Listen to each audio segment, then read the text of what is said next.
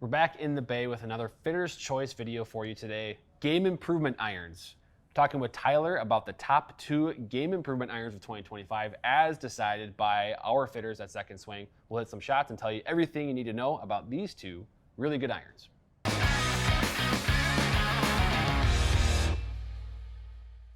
Hey golfers, I'm Drew Mahowald of Second Swing Golf here in the tour van with Tyler Fitzel, Master Club Fitter, and it's another Fitter's Choice video, Tyler. We've got game improvement irons. This is probably a category you're working with many times throughout the day. Yeah. So first of all, talk to us about Fitter's Choice, the process there, and then we'll dive into these 2 particular models. Yeah, absolutely. The Fitter's Choice was kind of born out of this idea that we would like to get our customers best shots. We'd like to see the success stories, get those out to the other fitters so that we can help every customer kind of bring that level up, as we would like to say it, in terms of the experience. We want to be able to bring the best stuff, but we also want to talk about how it's doing that. And that's where this comes from. So we see a lot of the G440 that we're going to talk about today, as well as the Hot Metal Pro Hot Metal by Mizuno. Like, these 2 irons are used on a day-by-day, almost hour-by-hour basis. That's one of the things our fitters are getting to see all day long. So that's why we want to talk a little bit about what they do for us. Yeah, so the kind of a survey was sent out to all the fitters, giving their answers on a variety of topics, and ultimately the responses spit out this sort of ranking of different models in the category. So in game improvement, we got the top 2. We got G440 from PING. We've got the Mizuno JPX 925 Hot Metal. And then following that was Srixon ZXi4. We also had TaylorMade QI, and we had Callaway Elite, which also, again, we want to make it clear that if you're in a game improvement need, doesn't mean you just got to try these 2. No. Like, it's just these in particular have gotten really good feedback from golfers in the fittings. Really good, let's talk about these 2 club heads in particular now, what you've seen from G440 and what you've seen from the JPX 925 Hot Metal. Well, we'll start with the G440. It's in my hand right here. It's kind of this refinement, let's say. It's been slimmed down kind of from previous generations. We go back, we got G430, G425. I can go back and back and back. The reality is that what Ping and all of the engineers at any of these companies are trying to do is create a product that services this niche, if you will. I need ball speed, I need launch, I need spin. So a few years ago, when Ping decided they were doing some testing, durability testing, they popped the badge off the back. They got some really good ball speed, like way higher than they expected. So now what they have is a PureFlex on the back. That is, that badge kind of flexes a little. So it creates more ball speed, more launch, more spin. They keep working on trying to refine the offset and the overall package in terms of being able to get you some ball speed no matter where you hit with it. This is, I just want to touch on this with the material, the chromoly material. So that's kind of it's not used in the other irons out there in the industry, this chromoly material, designed to give you really fast ball speeds here. And I think they've also done some really cool things with the design there too. They've got kind of this sort of refined chassis on the back, the VIA chassis, to provide that weighting to the perimeter. So I'm sure in fittings, the distance and the distance consistency on that too with the mishits has been really good with this one. It has, and that's really the thing, is we talk about this all the time. If you hit it in the sweet spot and you hit a really, really good shot, you're going to get a really, really good shot. Now, depending on the environment that day, you could get an unlucky bounce, but that's a different story. We're talking about trying to make sure that we get the same sort of distances out of a mishit. It's like, maybe I'm a little on the toe or a little on the heel. Does it still have ball speed? Does it still launch? Does it still spin? I want to try to create that consistency, because we're talking about golfers in general. The shot-by-shot basis is not as consistent, and that's one of the things that we all have to deal with is, all right, what happens on the miss? The miss is what we fit for. It's like the sweet shot, the best shot is everything that we're going to get out of any club anyway. Right, and that's where these, in particular, this category, these irons can be really beneficial, is helping on those misses. So Tyler's going to do some testing. We've got the irons built here, same shaft in each, Dynamic Gold mid. Yes. So I think all that's left is, you ready to hit? Yeah. Let's do it. Let's do it.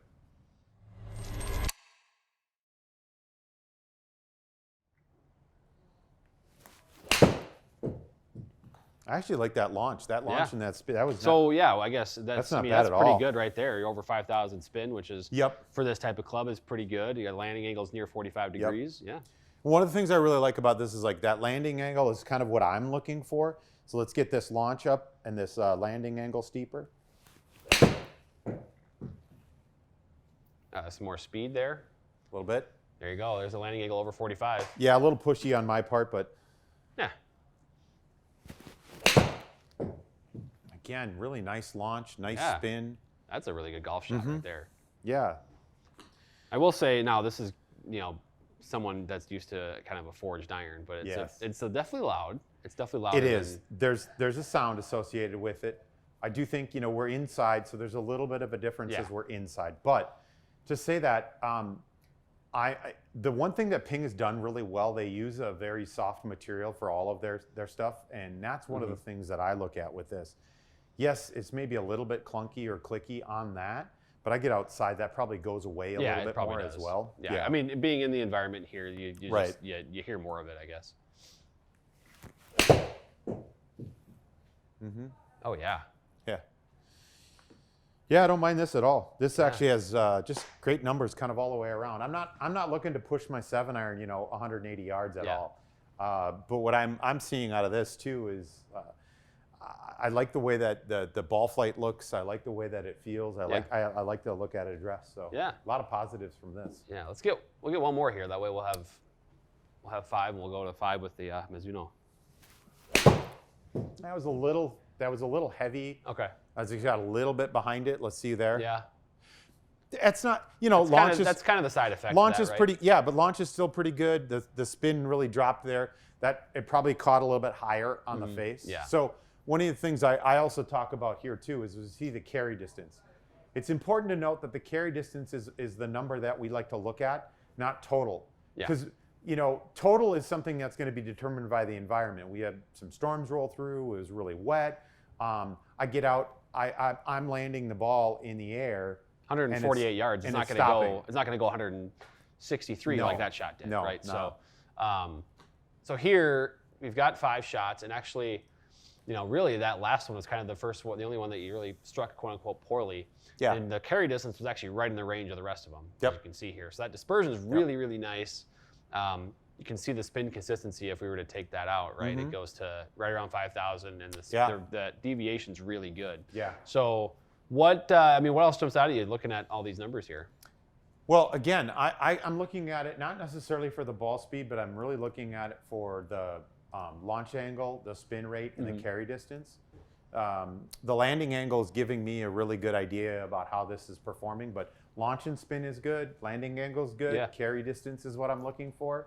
Yeah. So and that dispersion is really good. I mean, those are very similar golf shots across the board there. Yeah, I would call this. There's a reason this is at the top of the Fitters' Choice Awards list for us. We're seeing these types of results constantly. I will say that the retro spec has been really, really, really good. Yeah. But when someone comes in and maybe they have a little bit too much launch and too much spin, just getting into the regular one starts to bring that down. So we see a lot more consistency with it. There's options, which is really cool, and that's kind of getting into, now we can get into Mizuno. Yep. There's also options with Mizuno. So this is the HL version of the hot metals, but of course there's a standard hot metal as well. So we'll give you that one.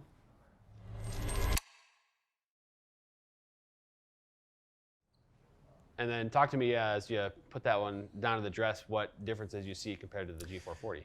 There is a bit more offset compared to the G440, but I'm not noticing a whole lot of difference in terms of the top line. The top line is very similar to that. The reason I used this is the Dynamic Gold Mid 115 stiff shaft with a plus half, and these are both the high loft or high launch type. So we've got some loft. They're both 31 degrees. I'm looking at something like this. So the bottom is definitely bigger. Yeah. But I'm not looking at the bottom. Yeah, you can't really notice it. One of the things that they have on this is they have a lot of trailing edge relief. So the effective zone on the bottom is very similar to the exact same in terms of the ping. So we'll see what happens in terms of the differences between them. Yeah, I like it.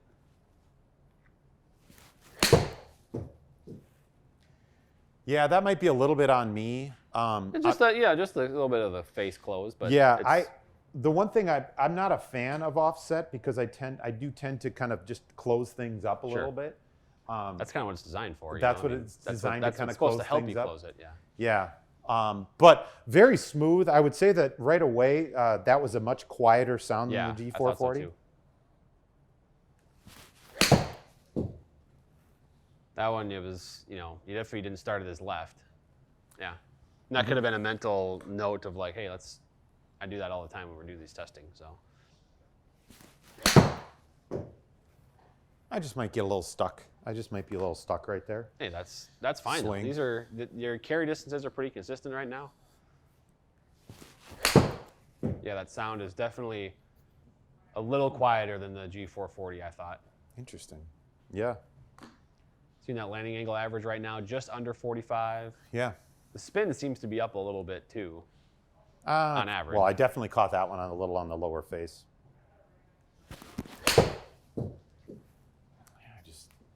Something about this, I'm just maybe catching it a little bit lower. Yeah. Not a fault in any way. What do we got? We got 5 yet? We do. Okay, so we've got a dispersion, we've got numbers. A couple things that jump out at me right away. I know you said you kind of struck these maybe a little bit differently. We can actually see that, see what we got here. So we were close to center with the hot metal HL. Yeah, probably slightly high, maybe slightly towards the toe a little bit as well, which is G440. Yeah, there's one there, and that may be a little bit more toey, but yeah, pretty much the same club. Yeah, pretty much the same swing, the same club. Yeah, I mean, we get the launch is pretty similar. I mean, across the board, things are pretty close. Yeah. The club speed, ball speed. For Just me, the spin is up a little bit with the Mizuno, actually. Yeah, that's not bad. Like I said, I felt like I maybe caught it a little bit more thin. Mm-hmm. Just personally, this isn't the type of offset. This isn't the type of look that I prefer. That you would like, right? But for me, I absolutely wouldn't mind like even getting into the Hot Metal Pro or the Pro line, less offset, little slimmer, thinner. Sure. It has the option of maybe adding a little bit of loft to get to kind of where we needed to be with that. But again, it's for me. I'm playing in my own game a blade, and I'm doing that simply because I need as much launch and spin as I can get. For me, it's not necessarily I've got to get a certain distance out of a club. I just need the club to perform a certain way. Yeah, it's like I know that if I've got wind in my face and it's cold, I got to take 2 more clubs. It's not just my 7-iron anymore. I might have to hit the 5-iron. It's a shot. So, but one of the things I really like about it is it does have a really, really nice look to it. It's clean. Mm-hmm. I think that's what a lot of these clubs in this category for this kind of like core models is they've got a really clean look. Yeah. I think we've talked about. They've done, I mean, in general, the industry's done a really good job of cleaning up how these irons look. Yeah. They used to be huge, chunky, clunky, you name it.